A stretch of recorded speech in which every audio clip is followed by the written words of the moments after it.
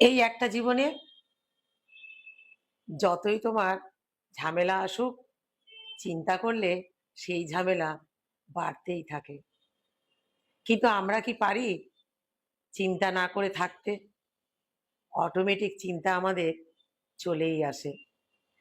চুপ করেও থাকা যায় না। চুপ করলে সবটাই কিন্তু কমে যায়। কিন্তু আমরা চুপ থাকতে পারি না। ধৈর্য হারিয়ে ফেলি।